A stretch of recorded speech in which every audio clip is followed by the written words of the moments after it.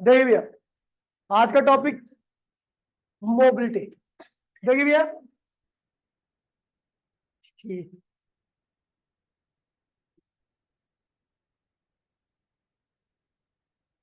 Mobility बड़े साधारण word में मैं आपको समझाऊंगा इसको।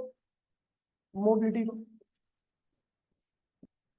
मोबिलिटी म्यू से लिखते हैं इसको। होता क्या है? तो इतना ही समझ लो कि मूव करने की एबिलिटी को हम क्या कहते हैं भैया? मोबिलिटी कहते हैं। जो ज्यादा मूव कर सकता है उसकी मोबिलिटी क्या होती है? ज्यादा होती है। जो कम मूव करता है या जिसको मूव करना क्या करता चला मूव कराना थोड़ा मुश्किल होता है, उसकी मोबिलिटी क्या होती है?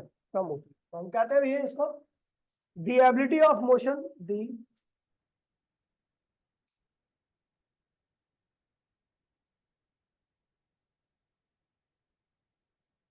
थोड़ा सा इधर हाँ, the ability of motion, the ability of motion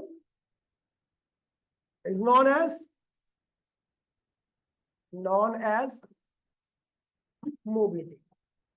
move करने की एबिलिटी को हम क्या कहते हैं भैया? मोबिलिटी कहते हैं। क्या कहते हैं? मोबिलिटी कहते हैं। मोबिलिटी को म्यू से रिप्रेजेंट किया जाता है, ध्यान दीजिएगा। ठीक है, बुक में बहुत छोटा सा बता रखा है, मैं इसकी पूरी डिटेल इंफॉर्मेशन दे दूंगा आपको। ठीक है, तो बाय ऑब्जर्वेशन जो आपकी मोबिलिटी होती है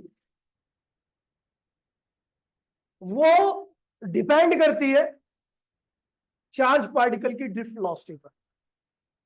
अब देखिए भैया, इस चीज को थोड़ा यहाँ पे ध्यान दीजिए। इलेक्ट्रिक फील्ड में क्या रखा हूँ? कांस्टेंट कर रहा हूँ। क्या कर रहा हूँ? कांस्टेंट। देखिए, एक चार्ज पार्टिकल Q1 है, एक चार्ज पार्टिकल Q2 है। और अच्छा, एक बात ध्यान में रखो, यहाँ पे इलेक्ट्रिक फील्ड देखिए, कोई चीज मूव क्या कब करती है? जब उसके ऊपर फोर्स लगता है। कब करती है? और चार्ज पार्टिकल के ऊपर फोर्स जब भी लगता है जब या तो उसके पास में दूसरा चार्ज पार्टिकल है या फिर कोई इलेक्ट्रिक फील्ड आसपास है। ठीक है, तो इस चार्ज पार्टिकल को चलाने के लिए मैंने इलेक्ट्रिक फील्ड इतनी अप्लाई की। इस इलेक्ट्रिक फील्ड ने इस चार्ज पार्टिकल पे क्या लगाया? फोर्स लगाया। और उस फोर्स की वजह से चार्ज पार्टिकल क्या हुआ? एक्सेलरेट हुआ और इसकी ड्रिफ्ट वेलोसिटी आई vd1। कितनी आई? vd1। ठीक है, इस चार्ज पार्टिकल को भी चलाने के लिए मैंने इलेक्ट्रिक फील्ड अप्लाई की, लेकिन इसकी ड्रिफ्ट वेलोसिटी कुछ और आई, जो कि क्या आई? vd2 आई। क्या आई? हम देख रहे हैं दोनों केस में इलेक्ट्रिक फील्ड क्या है? सेम है। इलेक्ट्रिक फील्ड क्या है? कांस्टेंट है। मैं कह रहा हूं हियर या फिर इफ यहां पर vd1 is greater then vd, मैंने कहा कि ये जो चार्ज पार्टिकल है उतनी इलेक्ट्रिक फील्ड में तेजी से मूव कर रहा है, इसकी ड्रिफ्ट वेलोसिटी क्या ज्यादा है। और ये दूसरा चार्ज पार्टिकल है, उसी इलेक्ट्रिक फील्ड में इसकी ड्रिफ्ट वेलोसिटी क्या है? कम है। इसकी ड्रिफ्ट वेलोसिटी कम, इसकी ड्रिफ्ट वेलोसिटी ज्यादा। तो जिस पार्टिकल की ड्रिफ्ट वेलोसिटी ज्यादा होती है उसकी मोबिलिटी भी क्या होती है? ज्यादा होती है। और जिस पार्टिकल की drift velocity given electric field में कम होती है उसकी मोबिलिटी क्या होती है? दोबारा बोल रहा हूं, गिवन इलेक्ट्रिक फील्ड में जो पार्टिकल तेजी से मूव करता है उसकी मोबिलिटी क्या होगी? ज्यादा। गिवन इलेक्ट्रिक फील्ड में जो पार्टिकल स्लो मूव करता है उसकी ड्रिफ्ट मोबिलिटी क्या होती है? तो यहां पर कौन तेजी से मूव कर रहा है? Charge particle. पहला वाला चार्ज पार्टिकल की ड्रिफ्ट वेलोसिटी क्या है? ज्यादा है उसी इलेक्ट्रिक फील्ड में, और दूसरे वाले चार्ज पार्टिकल की ड्रिफ्ट वेलोसिटी कम है उसी इलेक्ट्रिक फील्ड में। So mobility of μ1 is greater than mobility of μ2, यानी जिसकी ड्रिफ्ट वेलोसिटी ज्यादा उसकी मोबिलिटी भी क्या होगी? ज्यादा होगी, प्रोवाइडेड दैट इलेक्ट्रिक फील्ड क्या होनी चाहिए? कांस्टेंट होनी चाहिए। क्या होनी चाहिए? पहला फैक्टर याद है। दूसरा, एंड मोबिलिटी जो होती है चार्ज पार्टिकल के मूव करने की वो इनवर्सली प्रोपोर्शनल होती है इलेक्ट्रिक फील्ड के। अब समझिए जरा, अगर किसी को चलाने के लिए आपको अच्छा इलेक्ट्रिक फील्ड, अच्छा इलेक्ट्रिक फील्ड क्या लगाती है चार्ज पार्टिकल पे? फोर्स। ठीक है, तो मैं इलेक्ट्रिक फील्ड के यहाँ पे डायरेक्टली फोर्स भी बोल दूंगा। ठीक है, कोई दिक्कत तो नहीं है, क्योंकि इलेक्ट्रिक फील्ड चार्ज पार्टिकल पे क्या लगाएगी? फोर्स लगाएगी। ठीक है, अच्छा किसी चार्ज पार्टिकल को चलाने के लिए आपको ज्यादा फोर्स की रिक्वायरमेंट हो रही है और किसी चार्ज पार्टिकल को चलाने के लिए आपको कम फोर्स की रिक्वायरमेंट हो रही है, तो बताओ किसकी मोबिलिटी ज्यादा होगी? जिसको चलाने के लिए आपको कम फोर्स लगाना पड़ रहा है। जिसकी मोबिलिटी ज्यादा होगी थोड़े से फोर्स में क्या होगा? चलना चालू कर देगा। और जिसकी मोबिलिटी कम होगी वो ज्यादा फोर्स में चलेगा। ठीक है, अब ज्यादा इलेक्ट्रिक फील्ड ज्यादा फोर्स कम मोबिलिटी, कम इलेक्ट्रिक फील्ड कम फोर्स कम मोबिलिटी। समझ गए भैया? तो हमने देखा इलेक्ट्रिक फील्ड जिस केस में हमें ज्यादा अप्लाई करना पड़ रहा है उस केस की मोबिलिटी क्या है? ज्यादा है, प्रोवाइडेड दैट ड्रिफ्ट वेलोसिटी क्या होनी चाहिए? कांस्टेंट होनी चाहिए। हमने क्या कहा कि भैया एक चार्ज पार्टिकल Q1 है, इसकी ड्रिफ्ट वेलोसिटी Vd है, लेकिन यहाँ पर इलेक्ट्रिक फील्ड हमें कितना अप्लाई करना पड़ रहा है, E1। एक चार्ज पार्टिकल Q2 है, इसकी ड्रिफ्ट वेलोसिटी क्या है, Vd2 है, क्या है, Vd है, लेकिन इस केस में हमें कितनी इलेक्ट्रिक फील्ड अप्लाई करनी पड़ रही है, E2। If E1 is greater then E2, मैंने कहा इस केस में आपको ज्यादा इलेक्ट्रिक फील्ड अप्लाई करनी पड़ेगी वही स्पीड प्रोवाइड करने के लिए, लेकिन इस केस में वही स्पीड प्रोवाइड करने के लिए आपको कम इलेक्ट्रिक फील्ड यानी कम फोर्स लगाना पड़ा। तो किसकी मोबिलिटी आ गई, Q1 या Q2 की? तो here mobility of Q2 is greater then क्या है भैया, Q1। समझ गया? तो हमने देखा जिस केस में ज्यादा इलेक्ट्रिक फील्ड है, जिस केस में आपको ज्यादा इलेक्ट्रिक फील्ड अप्लाई करनी पड़ रही है, उस केस में ज्यादा फोर्स लगाना पड़ रहा होगा। जिस केस में ज्यादा फोर्स लगाना पड़ रहा है उसकी मोबिलिटी उस पार्टिकल क्या है, कम। जिस केस में कम इलेक्ट्रिक फील्ड अप्लाई करनी पड़ रही है, इसका मतलब उस केस में कम फोर्स लगाना पड़ रहा है, यानी उस पार्टिकल की मोबिलिटी क्या है, ज्यादा है। वो थोड़े से ही इलेक्ट्रिक फील्ड में यानी थोड़े से ही फोर्स में क्या कर रहा है, मूव करना चालू कर दे रहा है। ठीक है, तो हमने इसको फिर कंबाइन किया, एक केस ये आ गया, दूसरा केस ये आ गया। ठीक है, ऑन कंबाइनिंग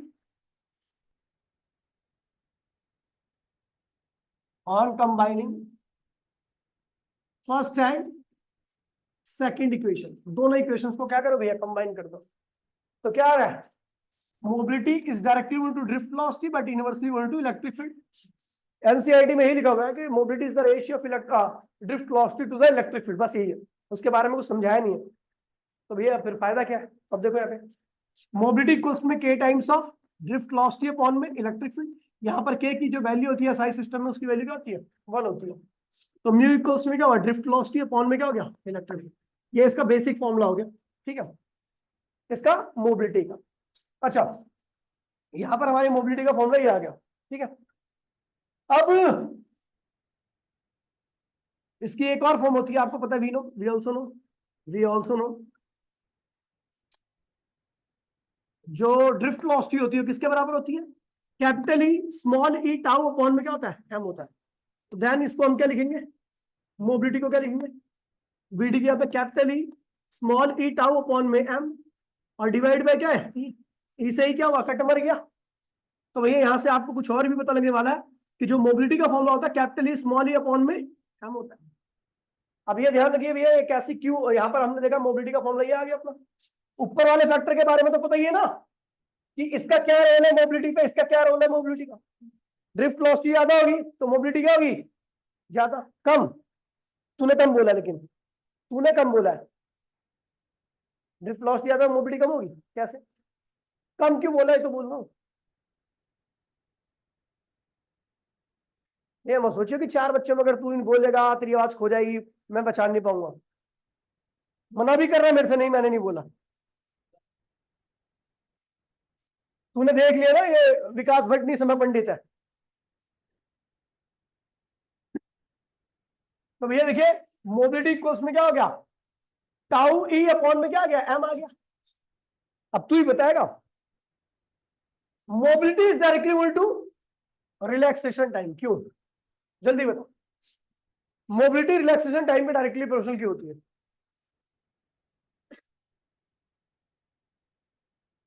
मुझे हाल बता दो। फिर तो आज फीस भी आ गई, तो मारूंगा तो कोई फर्क नहीं पड़ता मुझे। बताओ, बिल्कुल सही, एकदम पहुंचा लड़का, क्या भांजा तो मेरा ये है ना। तो ये देखिए, अगर भैया रिलैक्स, ये वो कौन सा टाइम होता है जिसमें कोलिजन नहीं हो रहा, जिसमें कोलिजन, अभी अगर ये ज्यादा होगा तो ज्यादा टाइम तक कोलिजन नहीं होगा।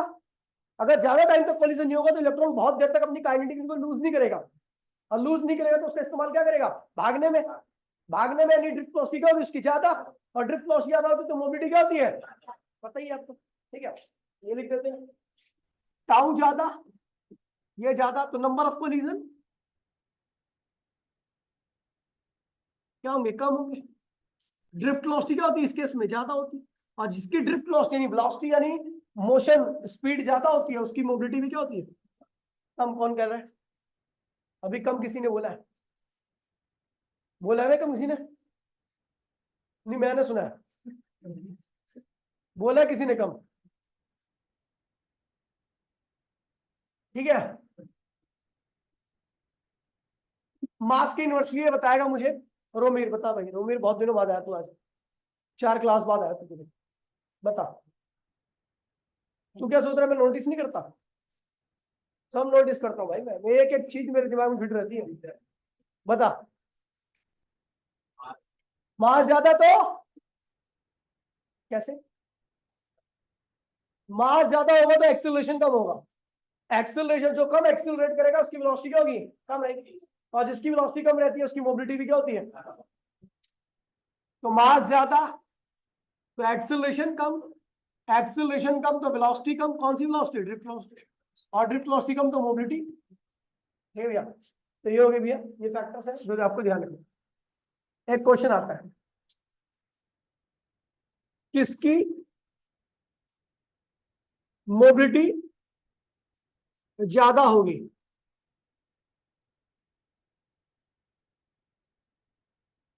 इलेक्ट्रॉन की या प्रोटॉन की? जिससे पूछूंगा किसकी ड्रिफ्ट वेलोसिटी होगी, बता हर्ष। क्यों? बिल्कुल भैया, बताओ। ऐसे ऐसे बच्चे जवाब दे रहे हैं, मतलब अच्छा, मतलब यार।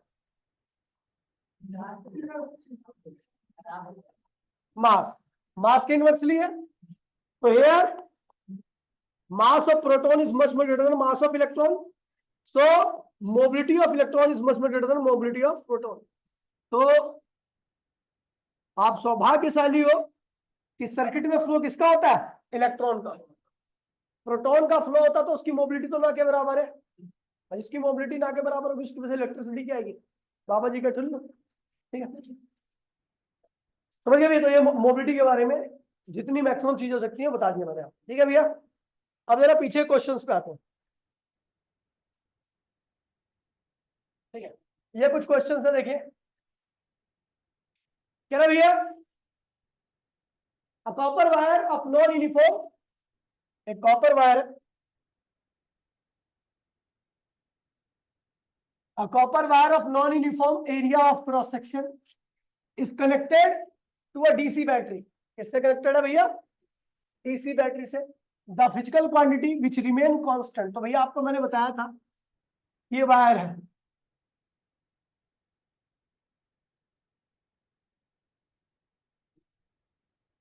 ठीक है, समझ गया? यहां पर कौन सी चीज कांस्टेंट रहेगी? करंट। ये हर जगह पे करंट क्या रहेगा? सेम, आई कांस्टेंट रहेगा। ड्रिफ्ट वेलोसिटी क्या रहेगी? वेरिएबल। क्या रहेगी?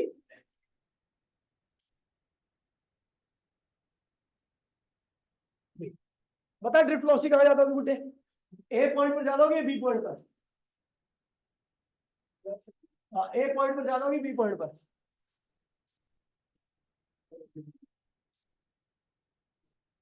ऑब्वियस सी बात है, एक पॉइंट पर ज्यादा होगी।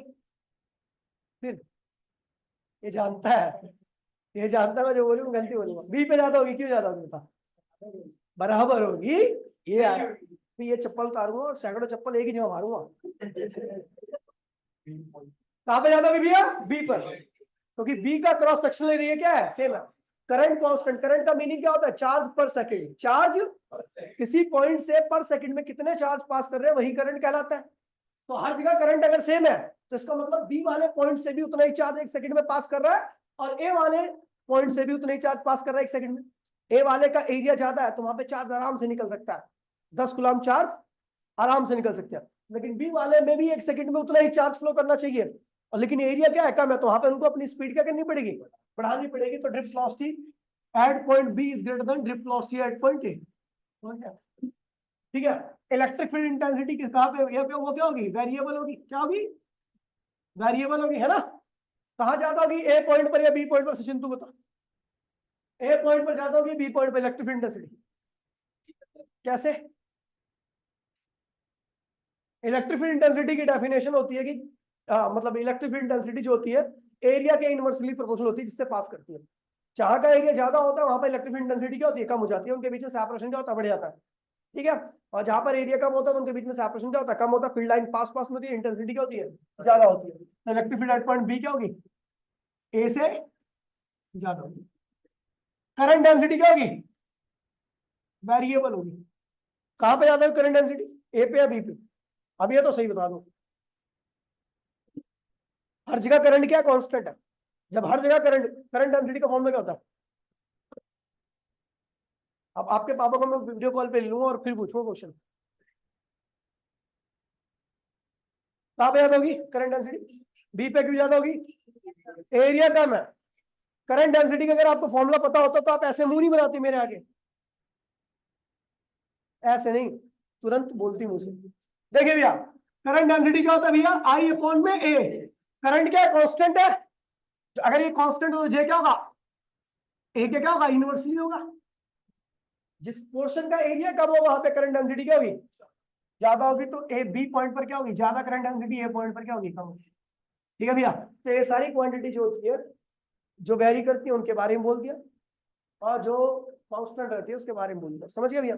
अब आते हैं अगले वाले क्वेश्चन पे। भांजे, अगर इधर देख, मेरे को देख, अगर मैं पोटेंशियल को बढ़ा दूं, डबल कर दूं, आंसर मत देखना, आपको आपकी मांगी की समझूंगी, दिमाग लगा के बताना। पोटेंशियल करता क्या, मैंने कल एक वायर बनाया था,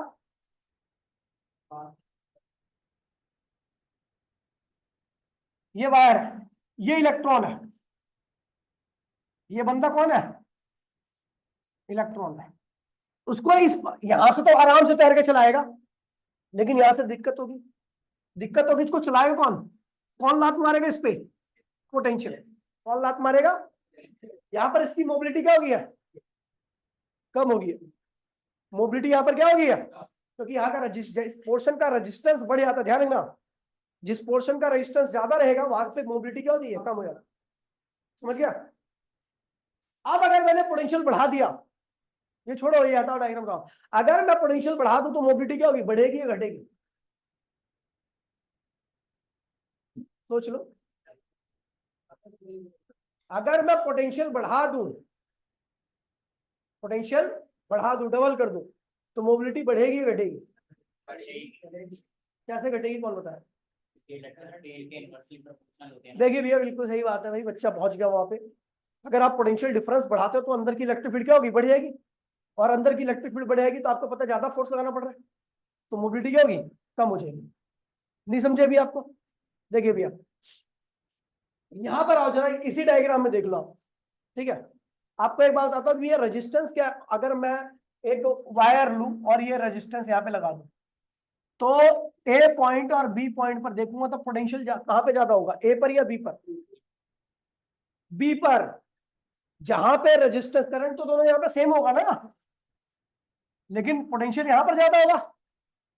बी पॉइंट पर पोटेंशियल क्या होगा, ज्यादा होगा। अब पोटेंशियल ज्यादा है लेकिन मोबिलिटी वहां पर क्या हो चुकी है, कम हो चुकी है। समझ गया? तो ध्यान रखना, जहां पर पोटेंशियल ज्यादा बढ़ जाता है तो वहां पे मोबिलिटी क्या होती है, कम हो जाती है, क्योंकि वहां का रेजिस्टेंस क्या होता है, ज्यादा होता है। बोल भाई,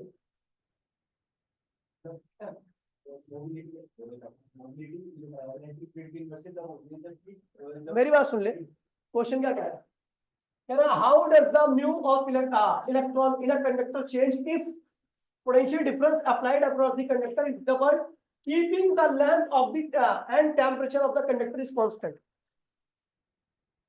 हाँ, इलेक्ट्रिक फील्ड की वजह से तब है जब ड्रिफ्ट वेलोसिटी कांस्टेंट है, लेकिन जब पोटेंशियल डिफरेंस बढ़ा देंगे तो ड्रिफ्ट वेलोसिटी भी बढ़ेगी, क्योंकि फोर्स बढ़ रहा है तो ऑब्वियसली कि ड्रिफ्ट वेलोसिटी बढ़ेगी।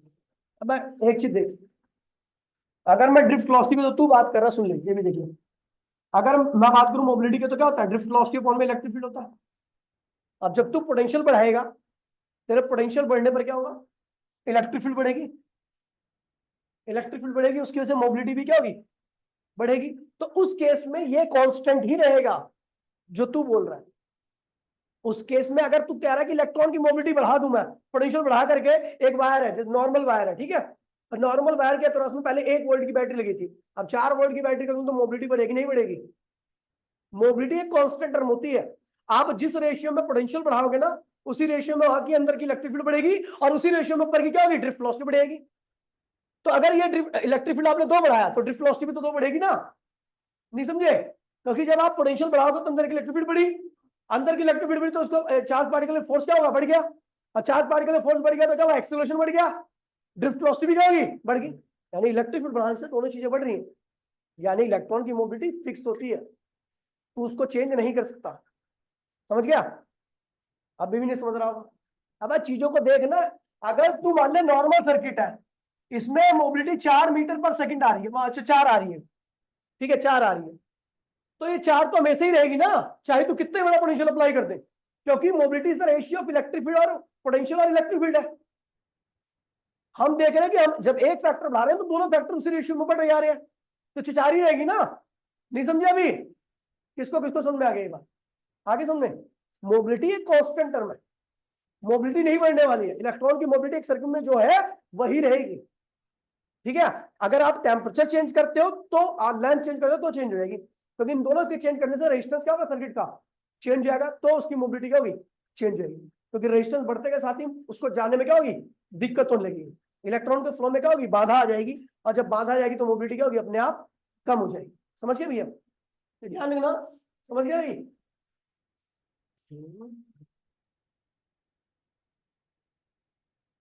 तो कह रहे भैया फॉर्मूला जानते हो भैया, मोबिलिटी क्या होता है, ठीक है, और इलेक्ट्रिक फील्ड क्या होता है, पोटेंशियल अपॉन में लेंथ होता है। ये ऊपर लिया, अगर आपने देखिए आपने क्या किया, यहाँ पर क्या क्या कांस्टेंट कर रखा है, टेम्परेचर कांस्टेंट कर दिया, क्या कर रखा है, लेंथ कांस्टेंट है, ठीक है, और ड्रिफ्ट वेलोसिटी क्या है, कांस्टेंट है, वैसे कांस्टेंट कहते हैं, बोल रखा है क्या?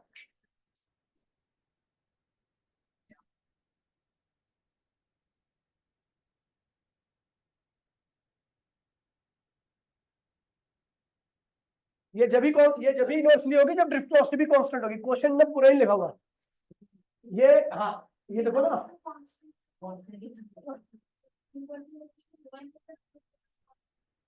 हाँ वही तो मैं कह रहा हूँ ना, ये बोला होगा क्वेश्चन हो सकता है पूरा नहीं लिखा उसमें, ठीक है। तो भैया पूरी लेंथ कांस्टेंट है, ये भी कांस्टेंट है, अब आप मोबिलिटी बढ़ा रहे हो तो जाहिर सी बात, पोटेंशियल बढ़ा रहे हो तो क्या होगा, उसकी मोबिलिटी क्या होगी, कम हो जाएगी। डबल कर रहे हो, इसकी पावर एक है, इसकी पावर एक, अगर इसको डबल कर रहे हो तो क्या होगा, हाफ हो जाएगा, ये क्या होगा, इसको अगर 4 गुना करोगे तो क्या होगा, 4 गुना कम हो जाएगा, ठीक है, क्योंकि दोनों की पावर क्या है, एक एक।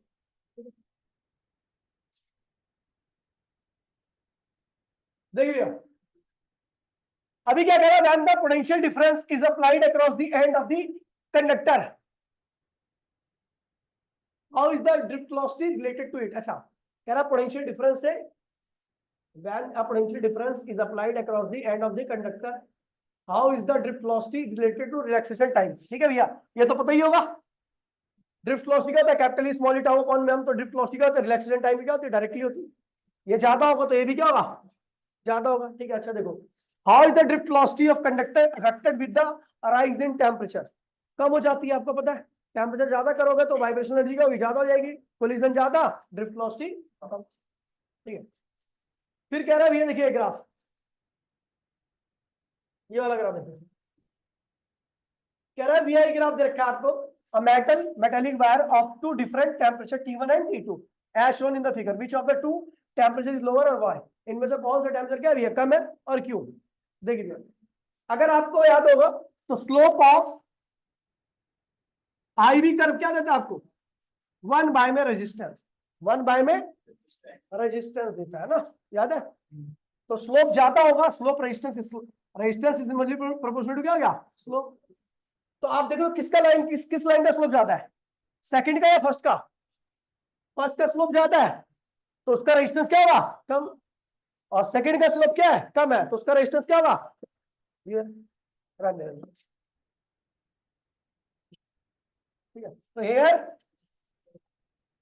स्लोप ऑफ कौन ज्यादा है, first is greater than slope of second, अगर स्लोप फर्स्ट का ज्यादा है स्लोप सेकंड से तो then resistance first is less than resistance second, और आपको पता है रेजिस्टेंस अगर किसी का ज्यादा है तो उसका टेम्परेचर भी क्या होगा, ज्यादा होगा, और स्लोप किसी कम है, ये बड़ा सिंपल सा एक, अगर मान लो पता लग गया ना, ठीक है, जहां पे रेजिस्टेंस ज्यादा होता है वहां पे नंबर ऑफ कोलिजन्स क्या होते हैं, ज्यादा होते हैं, काइनेटिक एनर्जी ज्यादा हीट में कन्वर्ट होती है और उस रीजन का टेम्परेचर क्या होता है, अपने आप बढ़ जाता है, तो T1 क्या होगा, T2 क्या होगा, T1 से ज्यादा होगा, ठीक है भैया, कोई दिक्कत तो नहीं है। उसके बाद है भैया कह रहा how does the random motion, how does the of free electron in a conductor get affected when the potential difference applied across and. तो कह रहा है भैया कि रैंडम मोशन किस प्रकार से इफेक्ट करती है जब आप पोटेंशियल डिफरेंस अप्लाई करते हो। तो जैसे ही आप पोटेंशियल डिफरेंस अप्लाई करते हो सर्किट के अंदर क्या सेटअप आती है, कंडक्टर के अंदर क्या सेटअप आती है, इलेक्ट्रिक फील्ड। इलेक्ट्रिक फील्ड हर इलेक्ट्रॉन पे क्या लगाती है, फोर्स। जो रैंडम मोशन थी उसको क्या करती है, नेगेटिव टू कहां कर देती है, पॉजिटिव। ठीक है, और फिर वो जिस एवरेज वेलोसिटी से आगे बढ़ते हैं उसे क्या कहते हैं हम, ड्रिफ्ट वेलोसिटी। तो रैंडम मोशन को एक डायरेक्शनल मोशन प्रोवाइड करता है कौन, पोटेंशियल। पोटेंशियल डिफरेंस अप्लाई करते के साथ ही इलेक्ट्रॉन जो रैंडम मोशन कर रहे हैं वो क्या करेंगे, अब एक डायरेक्शनल मोशन करेंगे जो कि क्या होगी, नेगेटिव टू पॉजिटिव होगी। समझ गए, लिखा हुआ है ये तो पता ही है भैया, कॉपर एक मेटल है और उसकी रेजिस्टिविटी टेम्परेचर के साथ कैसे चेंज होती है। ठीक है, ये सारे के सारे जो क्वेश्चन पेपर है, क्वेश्चन थे वो 2020 से 2019 के सारे के थे। ठीक है, क्वेश्चन सारे, हाँ हाँ ये सारे क्वेश्चन पेपर के क्वेश्चन। ठीक है, अब देखिए अगला क्या करेंगे, तो कल ही बता दिया मैंने आपको कि सीरीज में कंडक्टेंस का फॉर्मूला क्या होता है और पैरेलल में कंडक्टेंस का फॉर्मूला क्या होता है।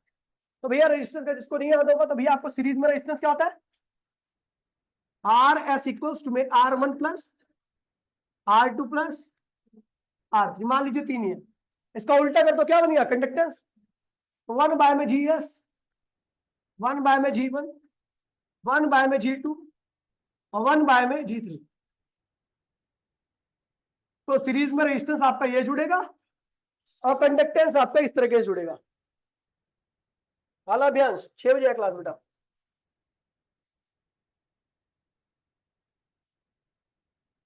एक 112 हिमांशु के जो गली है ना वहां पे आके खड़ा हो जाइए, मैं किसी को भेज दूंगा। ठीक है, हाँ वहीं पे चलेगा। ठीक है, उनसे बोल दो तो भेज देंगे किसी न किसी बच्चे को। ठीक है,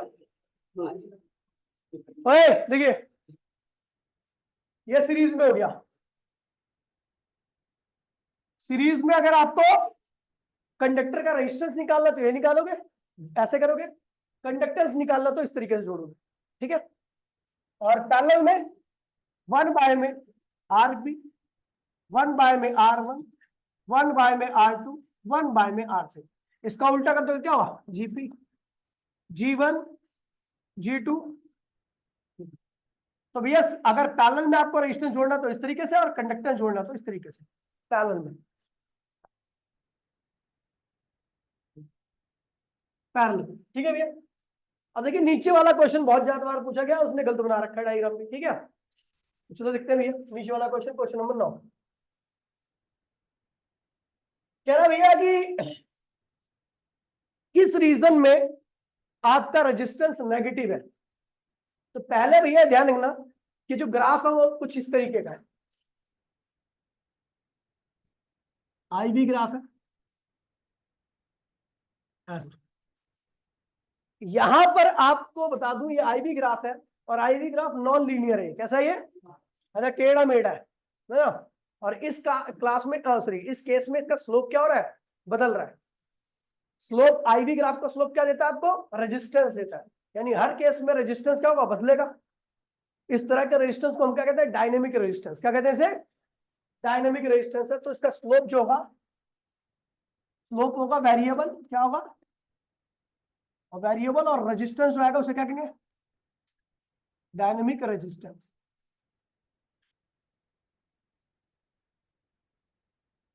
सर डायनेमिक रेजिस्टेंस का, ठीक है। अब इस केस में रेजिस्टेंस निकालने के लिए, इस केस में रेजिस्टेंस निकालने के लिए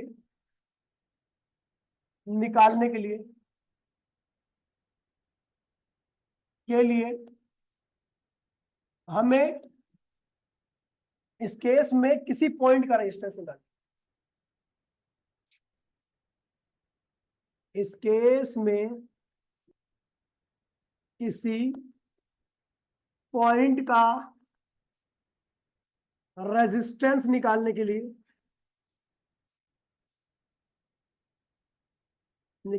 लिए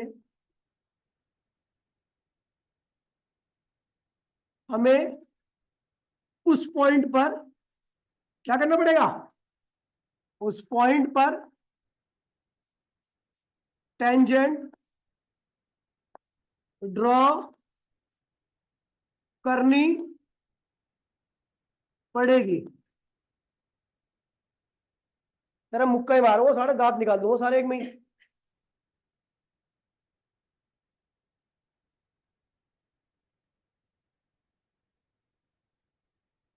जब से मैं शरीफ बना तब से हरामी हो गया।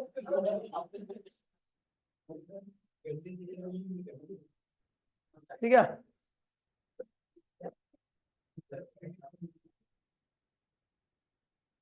पड़ेगी। अब देखिए भैया, अब यहां पर है एक पॉइंट है बी,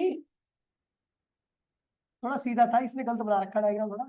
ये बी है, ये सी है, ये डी है, और ये क्या है?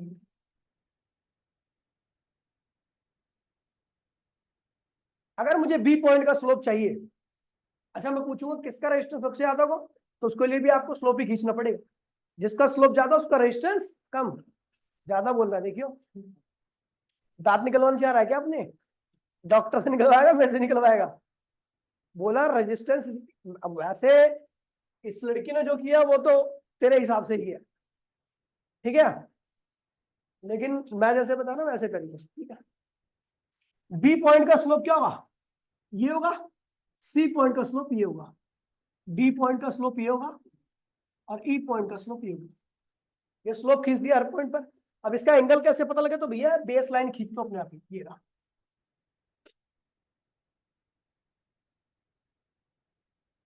ठीक है, अब बताओ सबसे ज्यादा ए बी सी में सबसे ज्यादा स्लोप किसका है? सबसे ज्यादा स्लोप किसका है? बी का। तो यहां पर ये ध्यान रखना कि स्लोप ऑफ बी क्या है? सबसे ज्यादा है। सबसे ज्यादा है, तो इसका रेजिस्टेंस क्या होगा? सबसे कम होगा। तो इसका रेजिस्टेंस, तो इसका रेजिस्टेंस, रेजिस्टेंस सबसे कम होगा। ठीक है भैया, बी पॉइंट का स्लोप सबसे ज्यादा तो उसका रेजिस्टेंस सबसे कम। ठीक? अगर मैं बात करूं डी पॉइंट की, तो डी और ई पॉइंट का स्लोप क्या है? नेगेटिव है। क्या है? नेगेटिव है। थर्ड क्वाड्रेंट में ना, तो नेगेटिव है। जहां पे रेजिस्टेंस सॉरी स्लोप नेगेटिव रहेगा वहां का रेजिस्टेंस भी क्या होगा? वैसे ये प्रैक्टिकली एग्जिस्ट नहीं करता, लेकिन डायग्राम से आ रहा है, ठीक है। तो डी एंड ई पॉइंट का स्लोप नेगेटिव है, तो रेजिस्टेंस भी क्या होगा? रेजिस्टेंस भी इन पॉइंट का